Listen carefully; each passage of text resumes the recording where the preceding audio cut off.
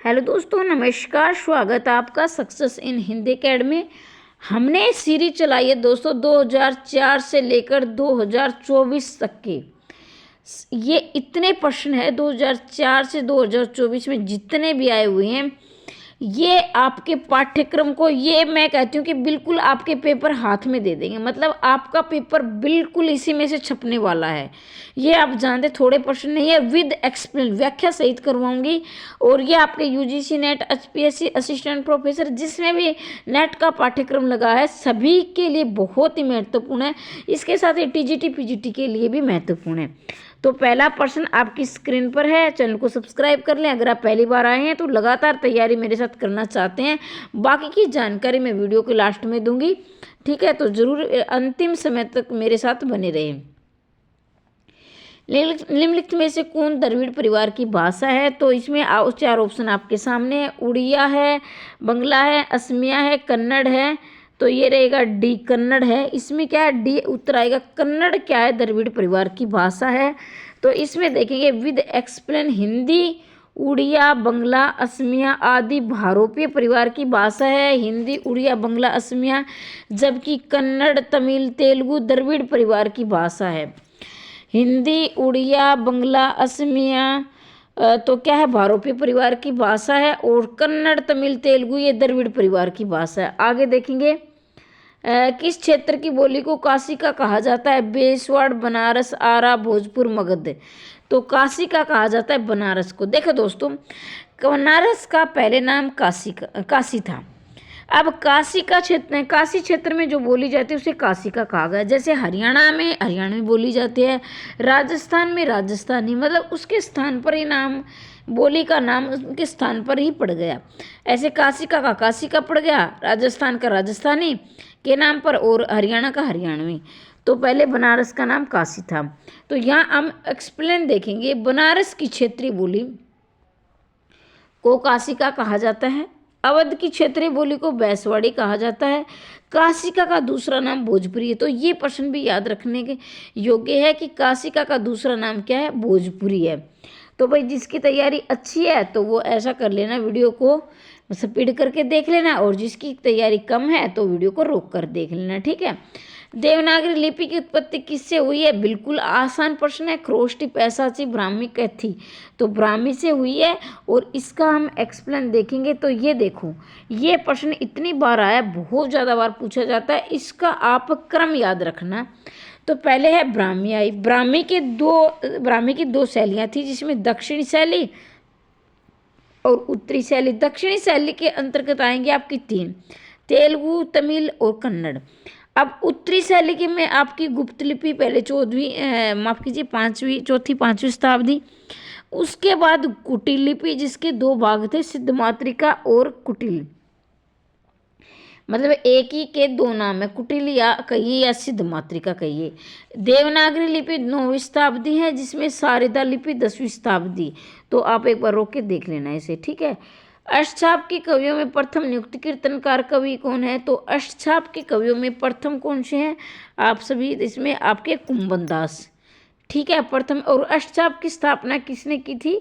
और इसने की थी विठलनाथ ने। और ये इसमें कितने थे? 8 कवि थे। तो यहाँ देखेंगे अष्टछाप के कवियों में कुंभन दास प्रथम नियुक्ति कीर्तनकार कवि थे। ये जाति के क्षत्रिय थे। जाति नहीं पूछी जाएगी क्योंकि ये पहले उस समय जाति प्रथा थी, तो इसलिए इसमें जाति, आजकल जातियों के प्रश्न नहीं बनते। अगर आप नहीं याद करोगे तो कोई दिक्कत वाली बात नहीं है। अष्टछाप के एक क्रम देखेंगे आप। तो इसमें पहले आएंगे आपके, देखो ये इनका जीवन काल बहुत ज़्यादा महत्वपूर्ण है, ये आप जरूर याद रखेंगे। जिसमें कुंभदास 1468, सूरदास 1478, परमानंद 1493। और जन्म इनका स्थान है जमुनावती। सूरदास का सी कहीं कहीं अलग भी दिया होता है, जैसे कहीं कहीं जैसे रामचंद्र शुक्ल ने, हजारी प्रसाद द्विवेदी ने किसने माना है, तो वो भी आप याद रखेंगे। और परमानंद वो आगे आएगा। जैसे कुंभदास के गुरु कौन थे? वल्लभाचार्य।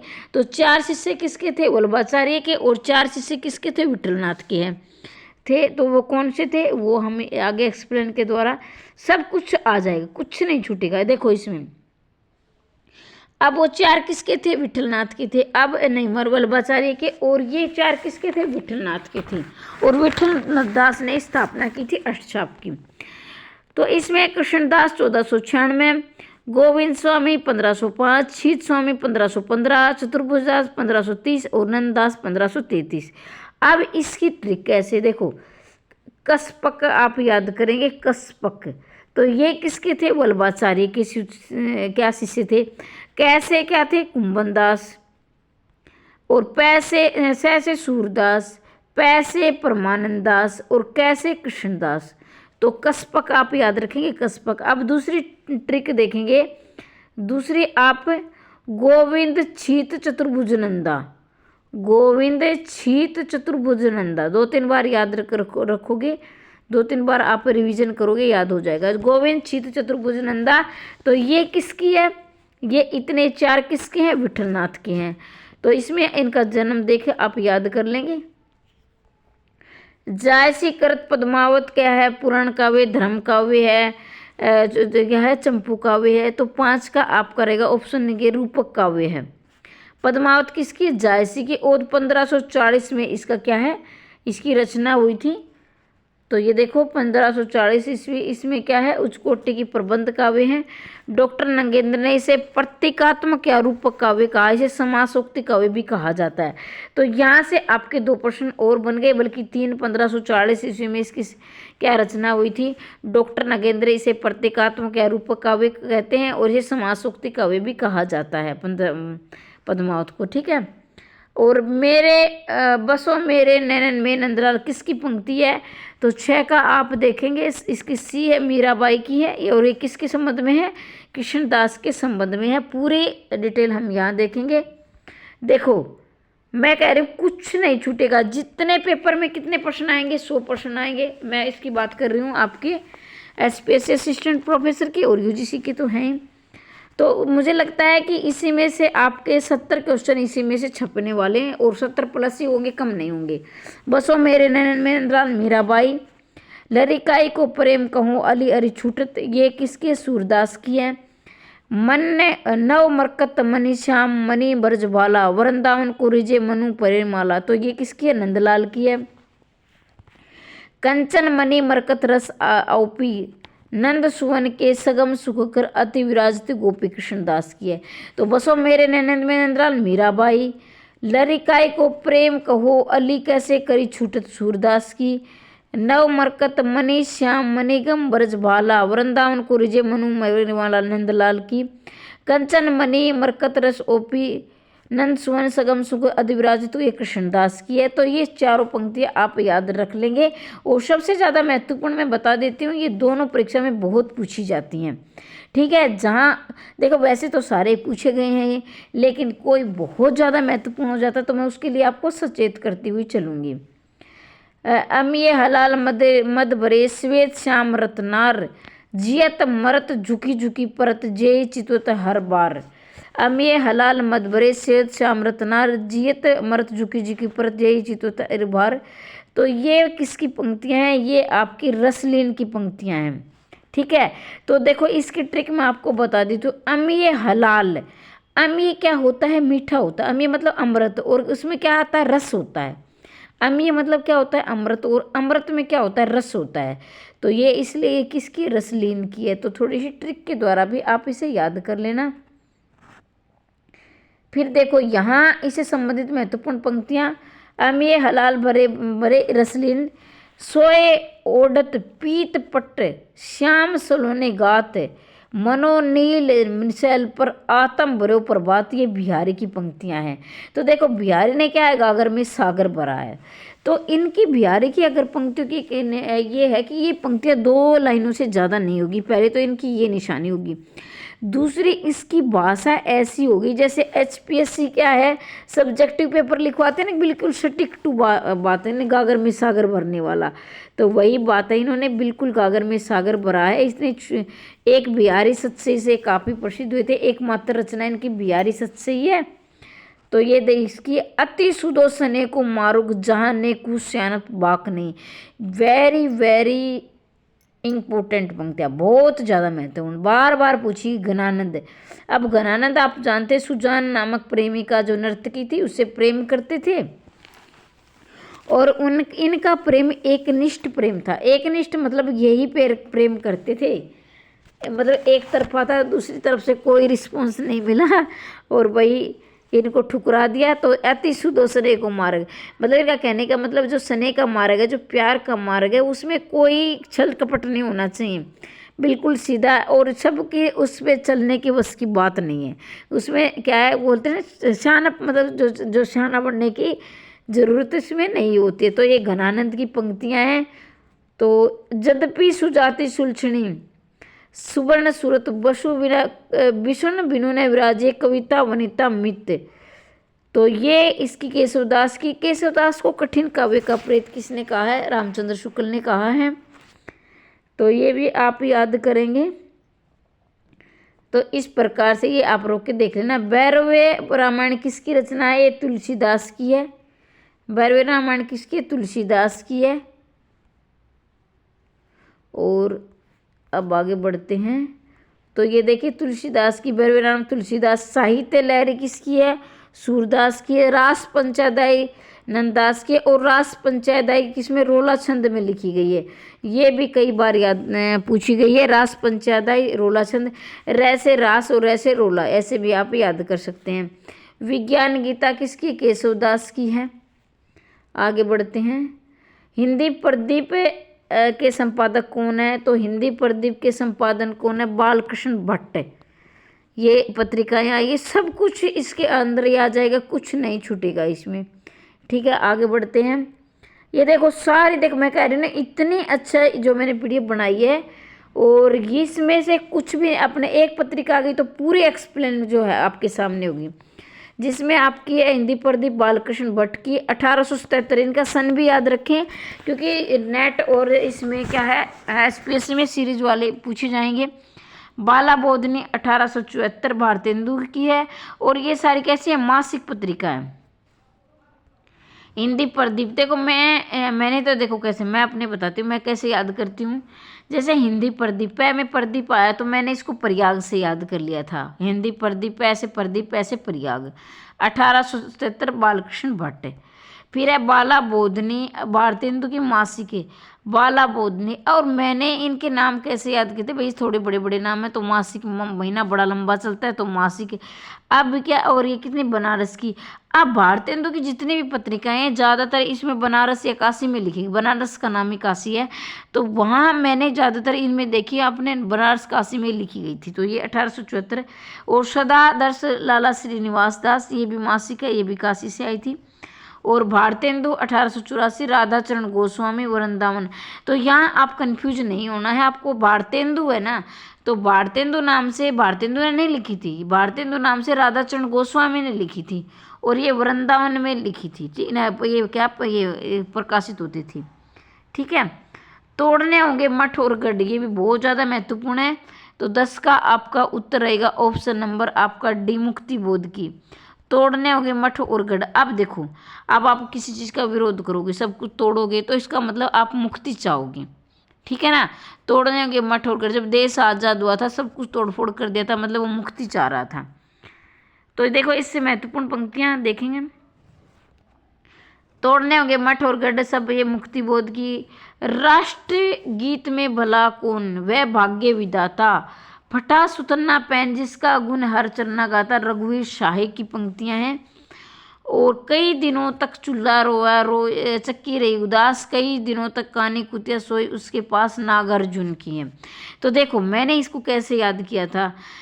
कई दिनों देखो चूल्हा आया है, और जैसे चूल्हा आया है, कुतिया आई है, तो ऐसे ही मैंने कहा था जो चूल्हा है कुतिया, इस प्रकार के जो शब्द आ रहे हैं जीवों से संबंधित। चूल्हा आया है, तो ये चक्की आई है, तो इस तरह से नाग भी लगा दिया।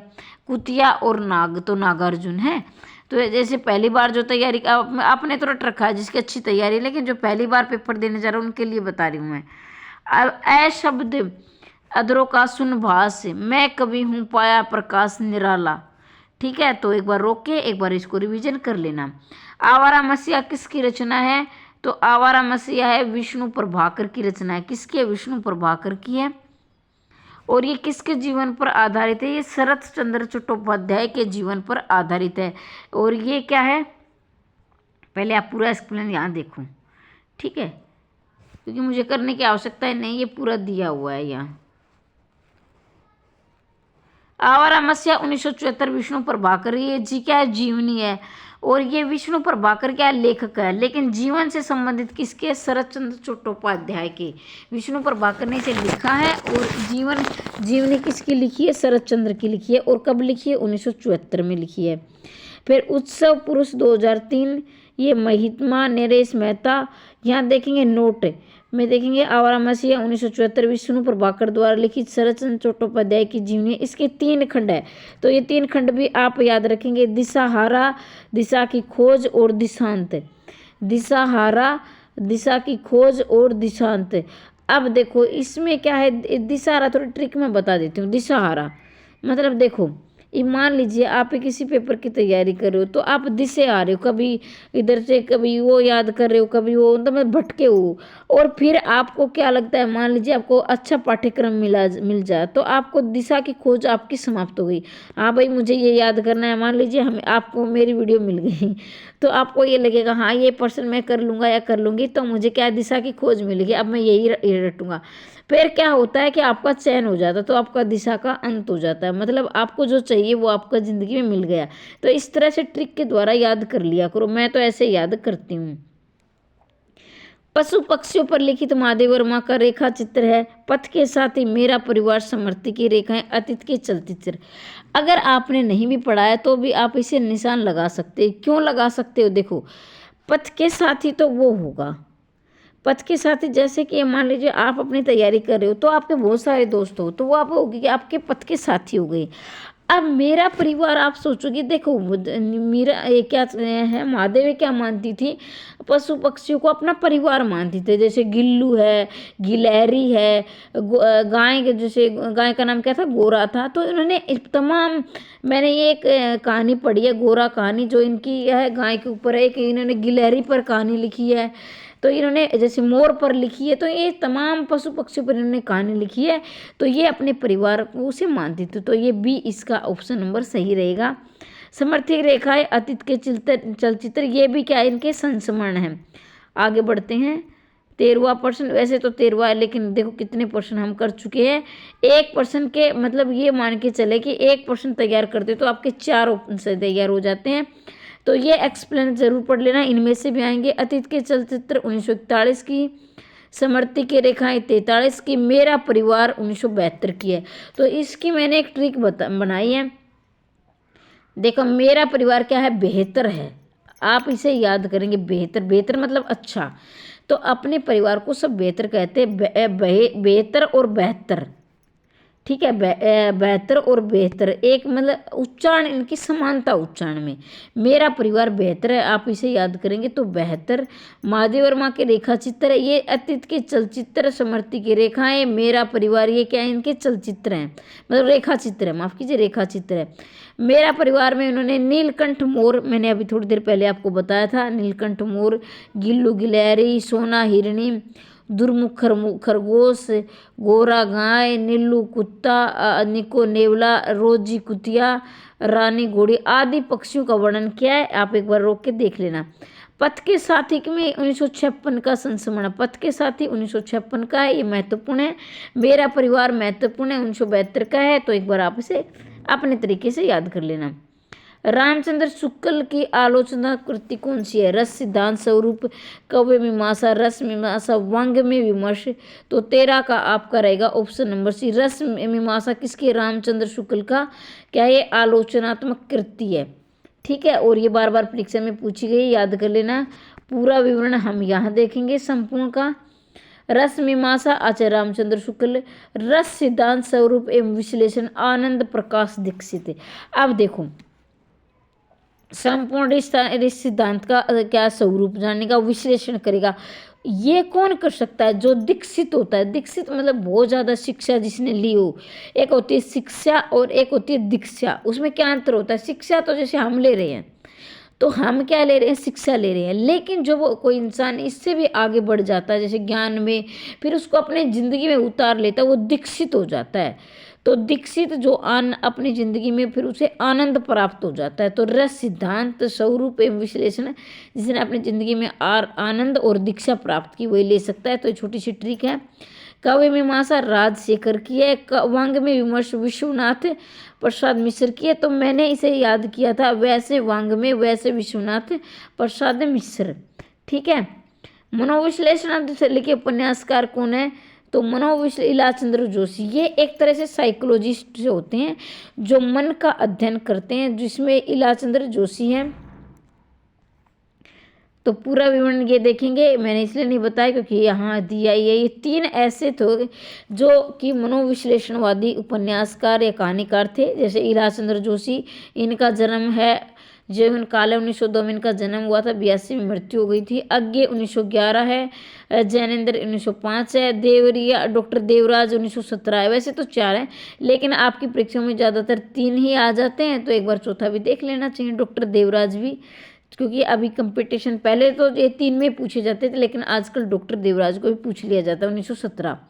ठीक है। और 11 का मैं देखो नागार्जुन का भी 11 में हुआ था जन्म, नागार्जुन का भी 1911 में हुआ था। उमा शंकर जोशी का भी 1911 में हुआ था। नागार्जुन, उमा शंकर जोशी, आज्ञे और एक और है, मैं अभी ध्यान नहीं आ रहा है। ये मतलब 3-4 ऐसे हैं जो कि जिनका 1911 में जन्म हुआ था। तो आपको क्या करना है, जैसे कि एक का जिसमें हुआ ना, वो सारे इकट्ठे लिख लिया करो। ठीक है। मैं ऐसा ही करती हूँ, मैं जब अपने नोट्स बनाती हूँ तो जितने एक में हुए, उमा शंकर जोशी है, आज्ञे है, नागार्जुन है, इनके 1911 में हुए, तो सबको इकट्ठे लिख लिया करो, ताकि आपको ये ध्यान रहे एक जगह जन्म वाले हैं। ठीक है। जैसे मैं बता रही हूँ, जैसे 1907 को किसको हुआ था, माधवी वर्मा का भी हुआ था। 1907 को किसको, हजारी प्रसाद द्विवेदी का भी हुआ था। फिर 1907 में किसका हुआ था, हरिवंश राय बच्चन का हुआ था। तो ये सारे आप मैंने एक जगह लिख लिए थे। तो इसी प्रकार आप भी एक जगह लिख लिया करो। निवनिया किसकी उपन्यास की पात्रिका है, तो बाणभट्ट की आत्मकथा की है। निवनिया, इसको निपुणिका, इसको कंफ्यूज नहीं होना, निवनिया निपुणिका एक ही नायिका के नाम है, चाहे निवनिया आ जाए चाहे निपुणिका आ जाए। बाणभट्ट की आत्मकथा, इसमें क्या भट्टनी भी है और बाणभट्ट है। ठीक है। ये मुख्य पात्र हैं। तो ये देखो पूरा विवरण इसमें यहाँ दिया है। तो बाणभट्ट की आत्मकथा 1946, निवनिया निपुणिका मैंने बताया था। चारू चंद्रलेख, ये भी किसके, हजारी प्रसाद द्विवेदी की चारू चंद्रलेख। इसमें सातवान पात्र है, चंद्रलेखा है। और पुनर्वा, ये भी हजारी प्रसाद द्विवेदी की है। ये सारे हजारी प्रसाद द्विवेदी के उपन्यास हैं। इसमें लोरिकान मर्चिकटम है। अनामदास का पोता 1996 था, वृद्धारण्यक है। एक बार रोक के आप इसे पूरी तरह से याद कर लेना। ठीक है। फिर आगे बढ़ते, ठेले पर हिमालय के, देखो मैं फिर दिखा देती हूँ आपको। ठेले पर हिमालय क्या है, निबंध है। ठेले पर हिमालय किस विधा की है, तो ये निबंध है। तो पूरा विवरण यहाँ देखेंगे। ठेले पर हिमालय 1958, ये धर्मवीर भारती का निबंध है। किसका है, धर्मवीर भारती का निबंध है। वंदे वाणी विनायको निबंध संकलन के रचयिता कौन है, वंदे वाणी, इसके हैं ऑप्शन नंबर 17 का आपका रहेगा बी, रामवृक्ष बेनीपुरी। वंदे वाणी विनायको निबंध संकलन क्या है, पहले तो निबंध संकलन है, किसका है, रामवृक्ष बेनीपुरी का है। और आगे बढ़ते हैं, तो इसमें रामवृक्ष बेनीपुर के देखो और इसके सारे ये दिए गए हैं। एक बार मैं आपका इसे रिवीजन करा देती हूँ। रामवृक्ष, गेहूं और गुलाब बहुत बार पूछा गया रामवृक्ष बेनीपुरी का। तो गेहूं और गुलाब के भी क्या होते हैं, वृक्ष होते हैं। आप कहोगे मैम पौधे होते हैं, तो मैं इसमें कोई बहस नहीं करूँगी। ये थोड़ा सा क्या है, ट्रिक है याद करने की। वंदे विनायको 1954। फिर देखो प्रताप नारायण के जो निबंध है ना, वो ज़्यादातर आपको ऐसे अजीब से नाम मिलेंगे, जैसे दांत है, धोखा है, बालक है, वृद्ध है। देखो अब देखो इनके मैंने एक छोटी ट्रिक सी बनाई थी। जैसे बालक होता है, बालक क्या होता है, थोड़े बहुत दिन बाद वृद्ध भी होता है, मतलब बूढ़ा। तो ठीक है, तो ये इस प्रकार से होगा।